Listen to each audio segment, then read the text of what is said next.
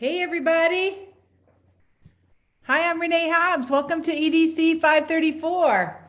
So glad you're here tonight. So happy you're here. So you see that I've got the recording going. So some students are not able to join us live tonight. It turns out that Karen Van Dries in Istanbul. So it's like 4 a.m. there or something, right? So Three in the morning. 3. Oh my God. Hey, you are impressive. Let me just say, what a diehard. I am so happy you're here. Thank you. So we are just thrilled that you're joining us tonight. Here's the plan, right? Some of us are old friends and some of us are meeting for the first time. And what an interesting constellation of talent we have joining us, right? From Brazil, from Texas, from Istanbul, from Kingston, and other places I don't even know yet, right? From Minuteman Library. Cool. So we're going to do some activities to get to know each other better. We're going to answer all your questions about Leap One coming up. That's the first creative project that you're doing that's due this coming up Monday. And kind of set the stage for how to get the most out of this learning experience as an adult learner and as a person who's multitasking with this on top of all the other things that you do. Like, what's the best way to be successful in this class? So that's kind of what we're going to do. But I always like to start every Zoom meeting with a mood meter or some other kind of emotional check-in. And so if I can, I'm going to share my screen with you now. Let's see if this actually works. Give me a thumbs up if you can see my screen right now. Can you see my screen right now? All of a sudden I've lost you guys, so I can't really tell where you are. But hold on, I'll turn you back on here if I can. Show video panel. I can see it. You guys can see it?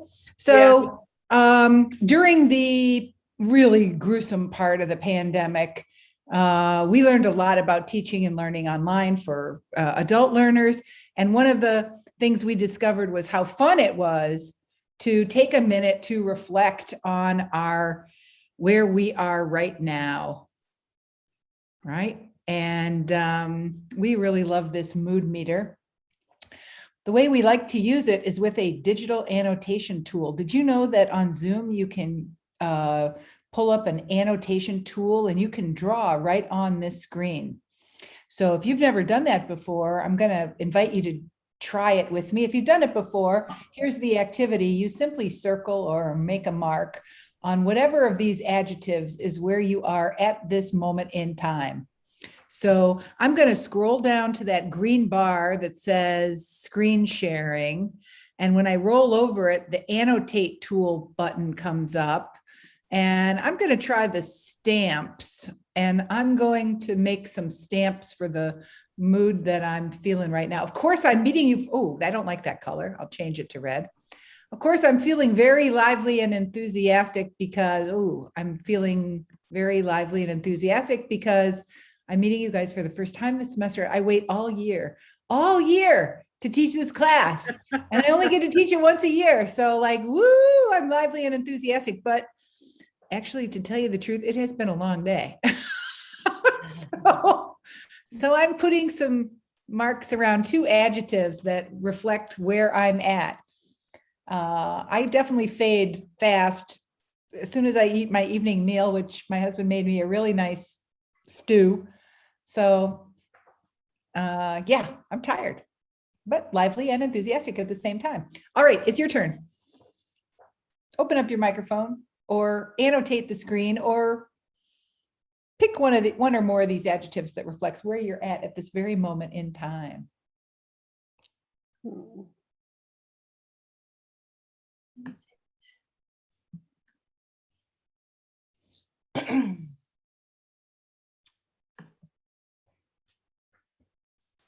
Does the annotate tool show up on the bottom of our screen too? Yeah, when you roll down to the bottom of the page, you should see something that says you're looking at Renee's screen, or it's like a green bar.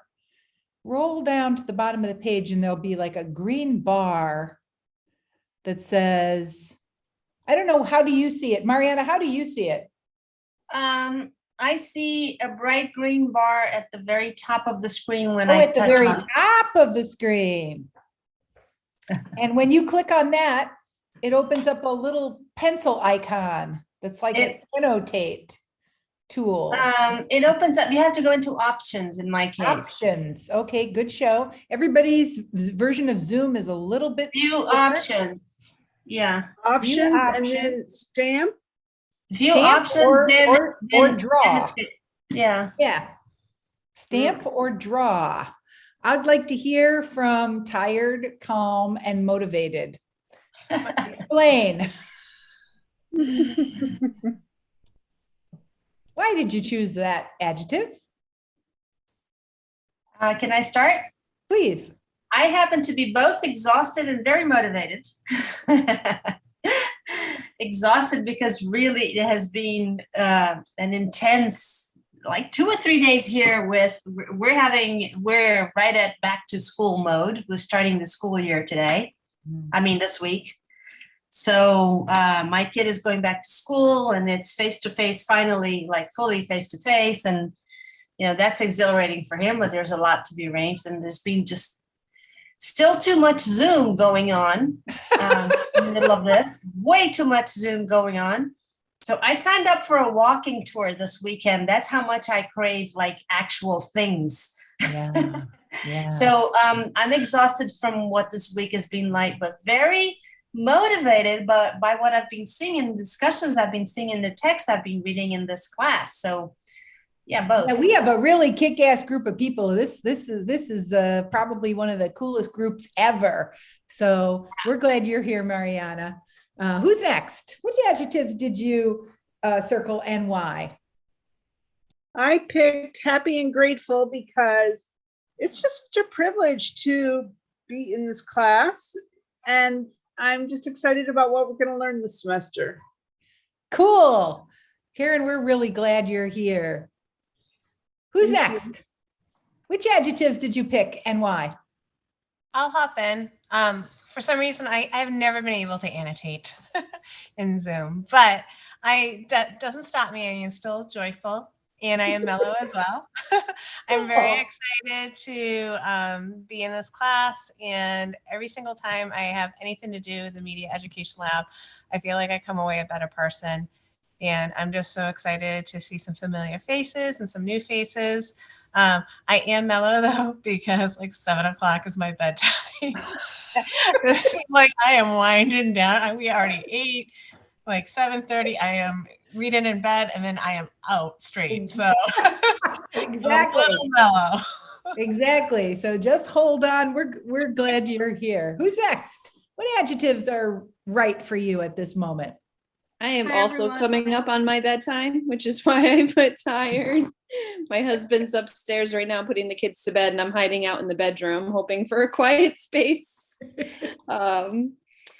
I also put inspired because I am new to these classes. I am getting a master's degree in TESOL, so this is one of the electives that I'm taking, and I've just really loved the content so far.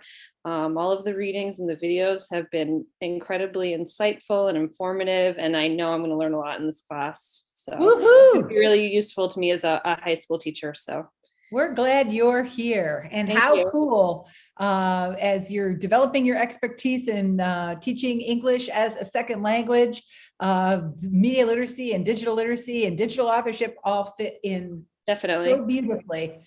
Definitely. They really, really do. Okay, and who is next?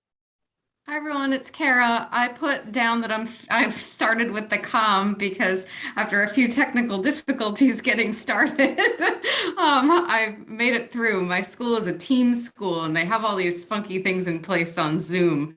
So I always have a little bit of a learning curve when we start. But calm is a good state for me because I often operate at a sort of a high anxiety level. Anxiety not necessarily always being bad, but it's been nice to start the class first and find some things to really look forward to. I'm definitely aware of this is going to be a challenge for me, but it's really gotten off to a great start. And so thanks to the group for that. We're glad you're here. Teresa, you're coming to us from San Antonio, Texas. Is it true? Yes, and we're about to have our first snow day tomorrow. So that wonderful winter storm that y'all have already had in the Northeast, that's coming through again. So yeah, but otherwise it's been pretty calm down here. But my adjectives, I only circled one. I meant to also circle optimistic. I circled hopeful and optimistic because that's just how I'm feeling with this new year, regardless of everything that we've been through for, going on, what is it now? Almost 2 years. So I don't know. I'm just waking up every day, really looking forward to what the day brings in this class. I'm really excited about it and been enjoying the whole, I don't want to say, what is it? How you last summer, you're like, you got to say it the correct way, the Institute experience. I'm really enjoying that so far. So I'm looking so much forward to this class.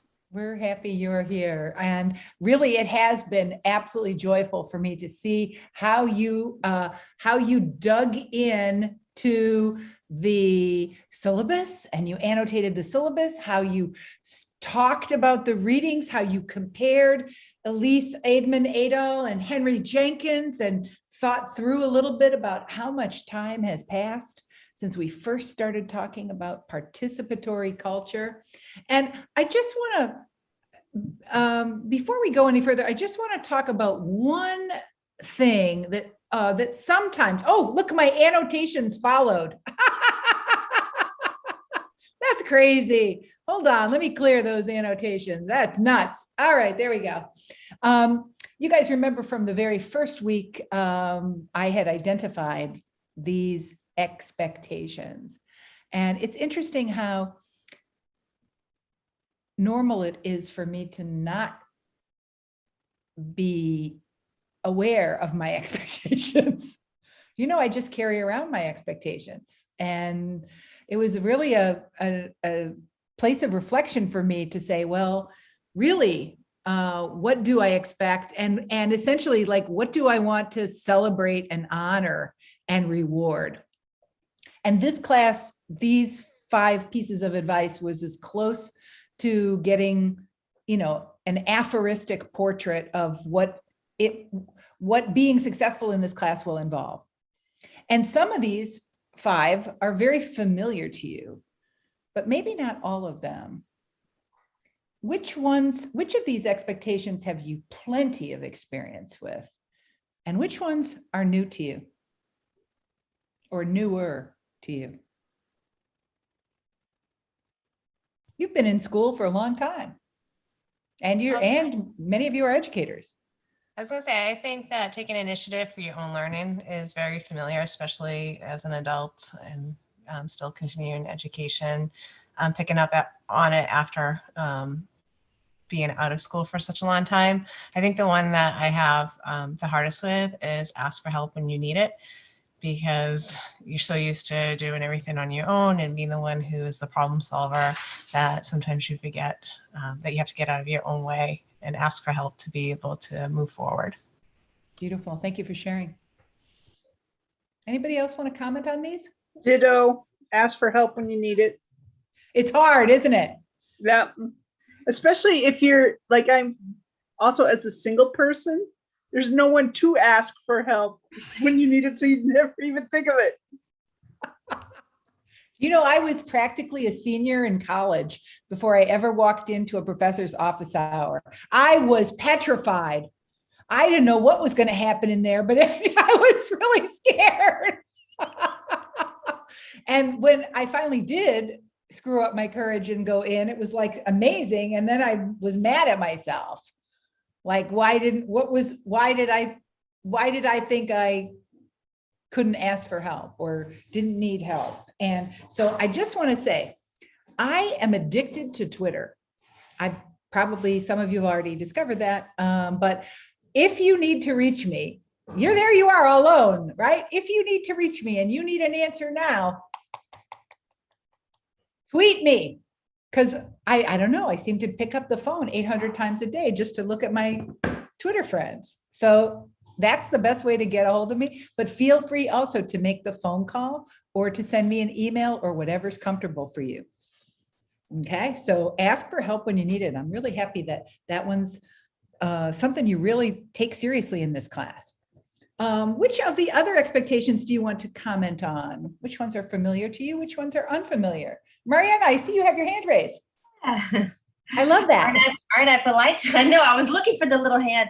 I think there's a really interesting balance here to be found between these things that are very sort of individual, like take initiative of your own learning and try out new ideas and take risks, or very much about your individual stance as a learner, but we're not learning alone.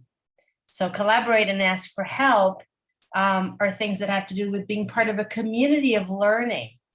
So it's to me, this is what's new in the way we've been learning. I mean, you know, none of these alone are new to me, but the way that we've been learning in the last couple of years, especially, have really forced the interplay between these two things, the private and the collective, the individual and the collective. And that's really interesting, finding that balance. Great point. I think it will be a great opportunity for us this semester to explore that interplay, because you're going to plod through the paths alone, and yet almost everything you do there will have some social component, right? Yeah, thanks for sharing. Karen. Yeah, sorry, I don't have my full name there. One way I want to take initiative for my own learning more intentionally than maybe I did last semester is, one of the things I so valued about my master's is what I learned in class, but also what I learned from my classmates. And often it was just on the bench outside of class, waiting for it to start before we went in, where we would have conversations about what we were learning. And we don't have a bench like that where, you know, we just have random 5-minute conversations. So last semester, there was also a lot of talent. And did I make the most of learning from that talent? I'm not sure I did. So this semester, I want to make sure to be intentional. And if I ask any of you for, hey, let's have a half-hour Zoom call and just check in on the class or whatever, that's what I want to do, is to walk out of the class with great, not just that we went through the space together, but that we became friends, kind of. Wow, you're reading my mind. Cool. I'm glad that that is a goal for you. Anybody else want to comment on how these expectations resonate with your own identity and your own life experience? Which one's meaningful, more or less meaningful to you? I think the one that resonates with me is collaborate and create to learn. I think sometimes as classroom teachers, we get very much used to being in our own space by ourselves, just the teacher and the students, and we forget that we can walk out of the classroom and have all of these other experts that we can learn from and work with and steal ideas from. And so it's important to remember that there's others that will help us. And I definitely feel like the least experienced in this class when it comes to these topics that we're covering. So I'm going to be looking for quite a bit of collaboration and help, I think. Yeah, you know, it turns out that my own learning is much more accelerated when I'm working with somebody else. I'm always, I keep my deadlines. If I've got a partner, I'm always attentive to deadlines. I want to be a good partner. So sometimes I'm my best self when I'm in a collaboration. And so I like that experience a lot.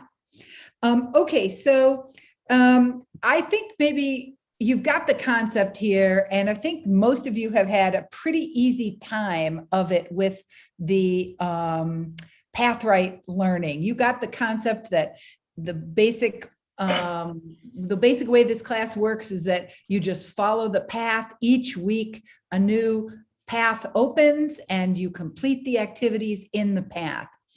I have to say that because you're adult learners, you are free to choose how you learn best, right? And so you can see that some activities have more or less points associated with them, but I'm fully aware that some of these activities are going to really grab you, others might not.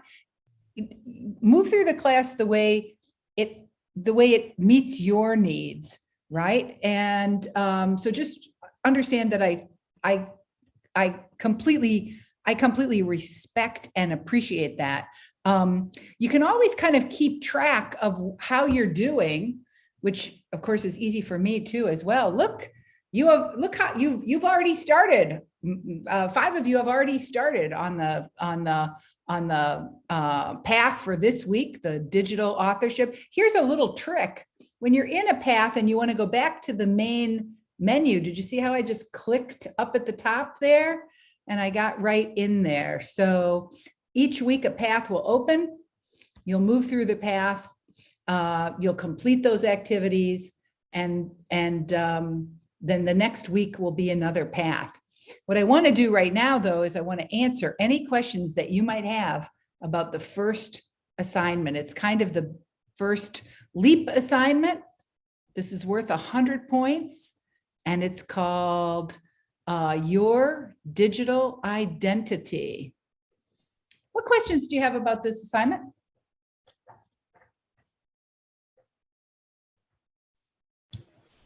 I have a question. In regards to publishing on our Medium account, I followed the directions from the video that they had, and I submitted it for publication. And I understand, does it go to you first and then you publish it onto that Medium page? Yeah, and let's go take a look at it because I think it's already there.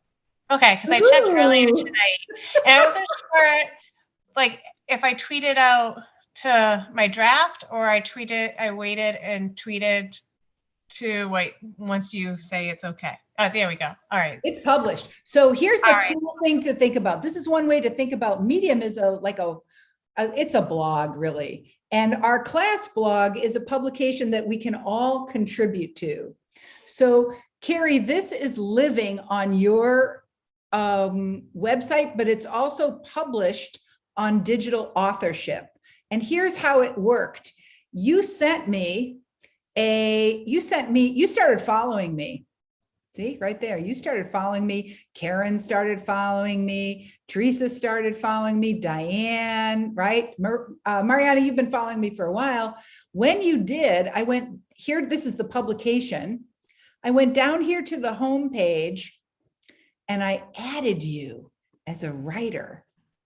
See, I've got down here the ability to add writers. So right now I've got Mariana, Carrie, Rachel, and Teresa, right? Now, when you create your story, you'll write it just like this. It'll be like a blank page.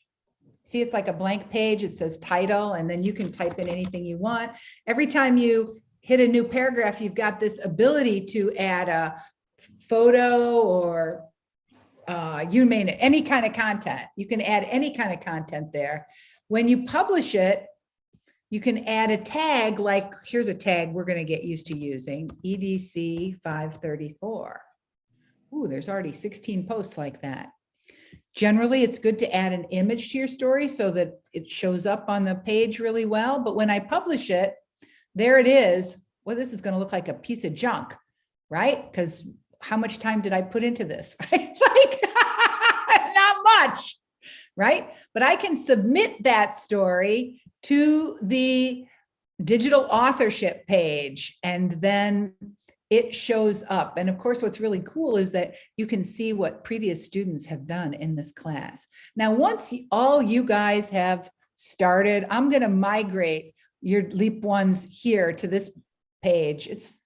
I haven't done that yet, but I'll do that after February 6th. So it's really easy to get started using Medium.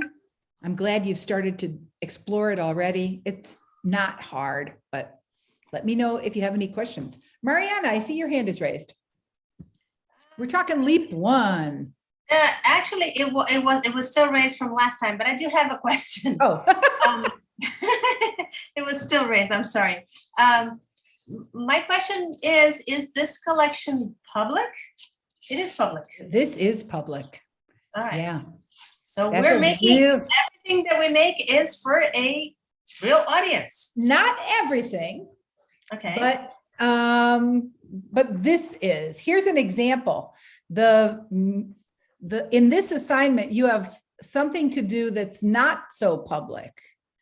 So this assignment, create a slide using a combination of languages, image, create a single slide for our collaborative slide deck, right? Carrie, I think you've already started on this, right? Yeah, there you go. I did mine and Carrie, you did yours. Now, I guess probably technically this is public, but nobody's ever going to find it. Yeah, I have a problem with the single slide, you know. Oh, of course. That's what the challenge of it, right? That's exactly what makes it hard. The concision required, what choices you have to make to put your whole identity as a consumer and a creator on one slide. Oh my God, that's not easy. Yes, so some things will be more public, some things will be less public, some things will be private. Everything in the path right is private, right? But the other things are public. I'm really glad you asked that question. What other questions do you have about LEAP 1?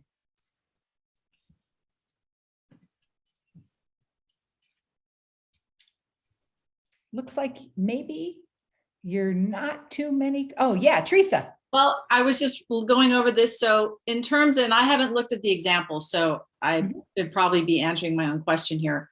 But in terms of when we do a search about ourselves and see what it says via Google and looking at our browser history, what about if we know we have online content, but it doesn't come up in that Google search? Because like, for example, I have a portfolio page, but I have it hidden so that when you do a Google search, it doesn't come up. Oh, how cool. Oh, how interesting. That's something that you might want to explain your philosophy about. So these are, you've taken steps to shape what Google knows about you. And you've been intentional and strategic about that. And you probably have a reason, right? So I did at one time, but exactly. That could come into your reflective essay if you want. So feel free if that's important to write about and talk about, you can do that. But really almost this is like a pre-writing activity. And these questions are just to get you started. Don't feel like you have to rigidly answer every one. It's really this idea of I'm stimulating your thinking, right? Giving you stuff to think about. And then now here comes the creative part, right? What is your digital identity, right? Write a reflective essay. You decide what you want to write about and talk about. And you've been thinking about this topic for a while. And in a way, this class is going to challenge and shift your ideas about your digital identity, right? In some ways. Yeah, cool. All right. So do you have any other questions about the path, right? The path process, the sequence. Kara, I took to heart your idea that I'm going to try to open up a couple of weeks at a time. I haven't been able to do that yet because it's the beginning of the semester, but eventually I'll be allowing you to kind of move forward at your own pace, right? So that is kind of an important thing to be able to sort of recognize that we are doing this together. And that's partly why I put these deadlines here, February 7th and February 14th, because one thing that is really complicated about online learning is that since you are at different times in your learning, you're commenting in different ways, right? So sometimes it's good to go back. This week I prompted you, go back and see what emerged in the discussion of our readings last week, because you came in at one point and made your comments, but you don't really get the full impact of the different perspectives that are being shared unless you go back and revisit it. So keep that in mind as you work. One of the way I like to do it is I like to do a little bit of work on this class early in the week, and then a little bit of work late in the week, so that I can see how the conversational threads develop over time. Okay, so let's see, leap one, open Q&A. Open Q&A. Okay, so Renee, while you're looking for that, I just want to say how much I enjoyed reading about the design of Pathright itself, the philosophy behind the Pathright. It's fascinating, and it is. I have to say it's probably the most enjoyable platform that I've used. It's playful. Yeah. And it's engaging, and it has that element of like unwrapping a new thing every time. What's going to be there? It's great. I'm glad you appreciate it. I do think the designers of Pathright are geniuses, and they have been so helpful to me. I'll tell you, when we did the Summer Institute, remember we did the Summer Institute on Pathright, and man, they were so supportive, because we were all on our own learning curve with the tool ourselves. So yes, I'm going to show you some bells and whistles of Pathright as we move forward in this course. And of course, what I hope that you'll get a chance to do, and I'm sure you're doing it already, right, and you did it when you annotated the syllabus. Oh my God. So you're thinking strategically about the choices that we make as teachers, right? And the sequence and the strategies. And so all semester long, you're going to have an opportunity to sort of notice the choices that are being made in this class, but then also to talk back to me, because I might make choices that are really just damned not good at all. And so would you please offer some feedback for stuff that's not working? One of the things we're doing this week, just to give you a sense of like, what's the why behind this week? So the question this week is, what are the knowledge, competencies, and skills needed? Like, oh my God, well, the answer is a whole lot, right? And what we learned this week is that depending on the discipline or field, what media literacy and digital authorship means is different. It's like the parable of the blind men and the elephant, right? The blind man walks up to the elephant and says, oh, digital literacy is like a rope. He's feeling the tail. And another one comes up and says, oh no, digital literacy is like a wall, right? And he's feeling the side of the elephant's body. And the blind men start fighting. It's a rope, it's a wall, it's a this, it's a that. And actually, it's all of that, right? It's all of that. And so we're going to see 4 different disciplinary perspectives on digital literacy. And you'll be invited to sort of think about the way in which tribes are forming around our understanding of digital literacy. And you might have some allegiances to some of these perspectives, the ones you feel strongly about. That's cool. So we're going to kind of get a lay of the land that way by playing the blind man and the elephant. But for us to really be able to be a community of learners together, first of all, we need to do a little introductions, because I don't think everybody knows what everybody does. I don't think that's true. I don't think everybody knows what everybody does. We kind of get a little taste of it. So now you get a 45 seconds to introduce yourself. Hi, I'm Renee Hobbs, and I'm a professor of communication at the University of Rhode Island. And this is my favorite class, and my specialty is media literacy. And my biggest project right now is I'm writing a grant to teach police officers about media literacy. Ooh, isn't that cool? All right, who's next? 45 seconds. I'll go next. I'm Karen. I'm in Istanbul. I'm a librarian, but my time as a librarian finished last year. So I'm not working now while I take this class, and I'm looking for a job to start for next fall. And I'm really excited to be here.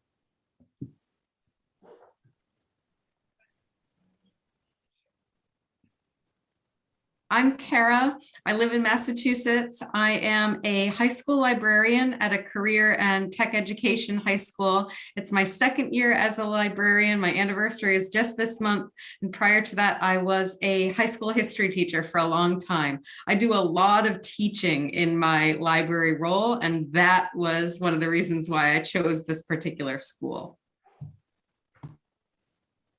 Okay, I'll hop in next. I am Carrie, and I am a librarian at a vocational and regional high school. And you'll probably see my dogs popping in a lot. So I apologize now. I try to keep them down, but I think most of you guys who've been with me before have noticed them jumping around. And I'm very excited to be back here. This is my last class, I guess, in this. I've done the Summer Institute for 2 summers, and I did Julie's class in the fall, and I'm so excited for this one. But I want to keep coming to the Summer Institute like forever and ever and ever. So I don't know, you guys gonna have to start inventing like tiers like 7 and 8 and 9. I agree, Carrie. Thank you. Okay, I guess I'll jump in. My name is Mariana. I am from Rio in Brazil, though I live in Sao Paulo now. I lived in New York for many years, where I went to study graphic design, and I just stayed for 15 years. So I had a career designing magazines and newspapers, and I had a design studio. And then in my 50s, I'm 57 now, I just turned 57, I had a second act, because I took all that experience in media, and I turned towards education. It was kind of like it just happened. But I started working in the digital transformation of schools, and then ed tech and training teachers. And then I got interested in media and digital culture in learning and in schools. And this is how I ended up at the Summer Institute, and the rest is history. And I'm so happy to be here with you guys. Oh, and I coordinate a media literacy project in Brazil, which is my full-time job. Big job. I can go next. My name is Diane Mclaughlin. I live in Rhode Island. I teach high school English at Central High School in Providence. Right now I'm teaching 9th grade writing, and I also teach a URI writing class. It's a dual enrollment class for juniors and seniors.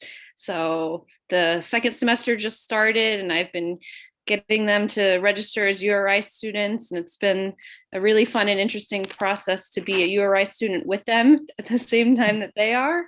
And I think I'm going to be able to use quite a bit that I'm learning in this class with them, because I don't know if anybody knows a little bit about that class, but it does require them to be digital content creators in a way. So it's going to go hand in hand with what I'm learning, I think.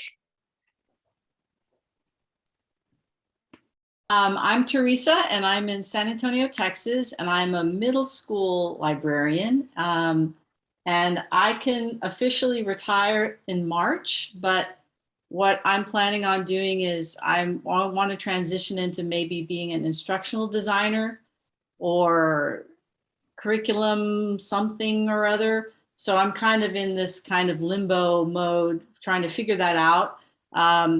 But I also sponsor a multimedia production club with kids. So we make stuff whenever we can. And I foster dogs.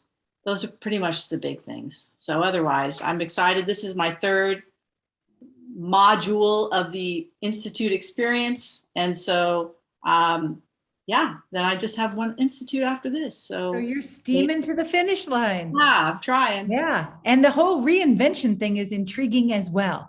All right. Well, now this is a perfect setup for the last activity that we're going to do tonight. I think some of you have known what a freak I am about the Fast Friends protocol. Give me a thumbs up if you have played the Fast Friends protocol with me before, or maybe with somebody else before. Hold on, I'm going to just can you see that on the screen right now? I don't know if you can see it or not. Maybe not. I'm going to try one more time there. Okay, let's see if that works. Can you see that right now? I think you can, but I'm also going to put the link into the chat. Do me a favor, open up that link in the chat. I'm going to break you into 2 groups or 3 groups. You're going to work with a partner. This game goes like this. You have 10 minutes. Each partner has 5 minutes. pick one of these questions that you would like to answer and answer it. And then your partner will pick one of these questions and they'll take 5 minutes to answer it. Let's just read the questions aloud so you can think about which of these questions you might want to choose. Given the choice of anyone in the world, whom would you want as a dinner guest? Would you like to be famous? In what way? Before making a telephone call, do you ever rehearse what you are going to say? What would constitute a perfect day for you? When did you last sing to yourself or to someone else? If you were able to live to the age of 90 and retain either the mind or the body of a 30-year-old for the last 60 years of your life, which would you want? Do you have a secret hunch about how you're going to die? Name 3 things you and your partner appear to have in common. For what in your life do you feel most grateful? If you could change anything about the way you were raised, what would it be? Take 4 minutes and tell your partner your life story in as much detail as you can. If you could wake up tomorrow having gained any one quality or ability, what would it be? Whoa. Okay, thumbs up that you have opened up those things on your own slide, right? So I can stop sharing. 5 minutes, and then I'll send you a little warning and say, okay, 5 minutes, and then we'll come back together and we'll think a little bit about the Fast Friends protocol and what you noticed about it. All right, the rooms are open. You're going to make a new friend.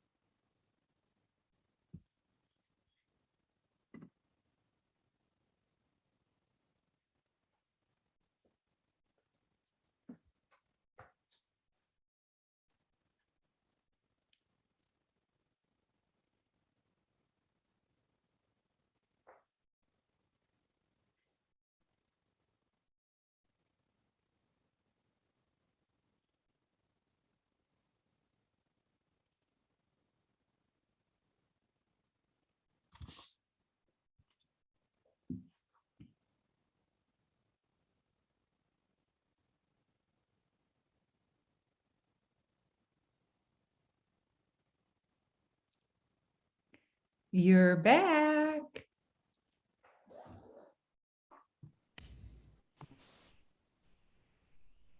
Okay, looks like everybody is come back. All right. What did you notice about the Fast Friends protocol? And what do you like or find weird about it? What a strange way to be in a conversation with someone around those crazy questions. What'd you like or what'd you notice? I was going to say, I really like the questions because they're all over the place. So it made it more comfortable. You could pick the one that really spoke to you or that you felt more comfortable with or had something in your mind that you could actually share, versus some of them are great, but it'd be like, I'd have to think about it for an hour or so. But some sparked something that you felt like you could get at right away. A great observation. What'd you notice about your conversation? What'd you like or dislike about this protocol? It was nice to have a kind partner. And so we were able to have a conversation going and sort of, I think we ended up sharing a lot of similarities through answering. But I find I like the variety of questions, but one of the comments I said was, these are heavy. Some of them I wouldn't want to dump on someone new or have to bring up. Good point. We And you never want to be forced question. to answer one, right? Some of them, it's like you would never, you can't force anybody to answer these questions because, like you said, some of them are intense. We actually decided, Carrie and I, we decided to make it harder by deciding what we were going to ask the other person. Oh, you did. And how Yes. did that go? I think it went very well. I think we approached it with kindness, didn't we, Carrie? I And agree. Yeah. but what I noticed is that though they're very specific questions, they are so personal that you find yourself talking about all kinds of other things. That's what I liked about the That questions. happened. They Did that weren't happen to you? superficial. Say more about that, Karen. I felt that the questions started us at a deeper level. They weren't superficial things. And you got to talk about what really mattered to you. You picked your question based on what mattered to you. It wasn't just chit chat. Yeah, exactly. Interesting observation. How would you adapt this activity to work with the students that you work with, the learners in your context? Okay, don't laugh, but I wouldn't ask them about, I wouldn't ask kids about death in a pandemic. Maybe I'd leave that one off. Because there's probably kids who have, not at my, I don't know, but I bet there are kids who have experienced death in the pandemic. Thanks for sharing. How would you adapt this with the learners that you work with? Could you use this activity with them? Why or why not? I think it depends on the students and the class and the atmosphere that has been set, and their familiarity with each other and how comfortable they are. I think there's a lot of, with high school students, they're so self-conscious, and to be able to honestly answer, I don't know if they'd all have that ability. I think as adult learners, we've put ourselves in this situation. We want to, I'm assuming we all want to be here, and so we're more willing to put ourselves out there, whereas, the students are required to be there and they aren't all willing to be there. And to push forth some of these, even though I think it could be helpful for them, again, that's that teenage stubbornness that sometimes they dig their heels in, and this just could flop over it big time. I wish it wouldn't, but I think it might in some situations. I do think you could kind of make a new set of questions that have to do, I could see doing this, like focusing on my school and having more in-depth conversations and putting the school at the heart of it. Maybe like things about our bathroom policy. Right now, it's closed during pass-in times. Now, this is a big issue between what the students feel and the administration for safety, and to have them talk about it. I think that would, like, those types of questions, I think would be interesting to have them get to know each other and how they feel about a topic. That's a cool adaptation. Other thoughts? I think that I do something that is connected, but it is more on the superficial level.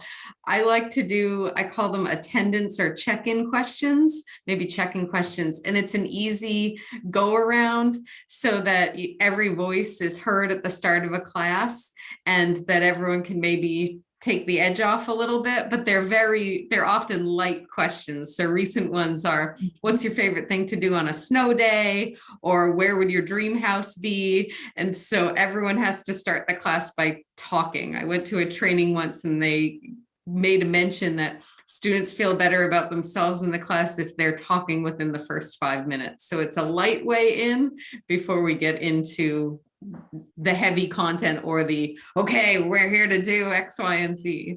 Right, right. What a great observation. You know, one of the reasons why I love the Fast Friends protocol so much is that it actually helps to cultivate a feelings of trust and respect, which are really essential for learning to happen, right? Because so much of learning involves being vulnerable, right? And in this class, for sure, that is a reality.